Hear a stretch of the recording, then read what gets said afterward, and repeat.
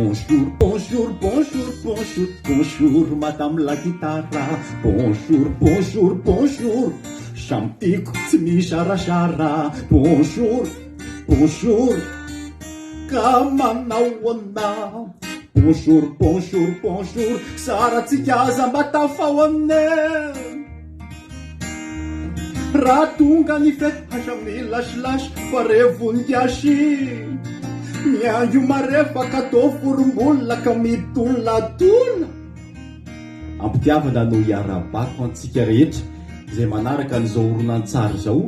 Izao no atao dia ho fanasana antsika, ho fanasany fimpima antsika tsirairay avy, ho fankalazana sy ho fanarahana ny famoahana ireo mpianatra mpiofana mpikabary andia ny 10 taona. Izany dia atao amin'ny 15 volana May ho avy izao. Isy ny hira, isy ny lalao izay atao mandritra an'izany fotoana izany, ka dia manasa anao hanatrika hiaraka hikorana ao anatin'izany fety izany. Dia manantena tompoko ary misaotra indrindra. Bonsoir, bonsoir, bonsoir, bonsoir, bonsoir, madame la guitare. Bonsoir, bonsoir, bonsoir, samtiko tsy mizarazara. Bonsoir, bonsoir, ka mandra-piona. Bonsoir, bonsoir, bonsoir, amin'ny fotoana indray sika miona.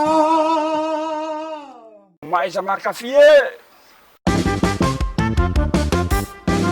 Salan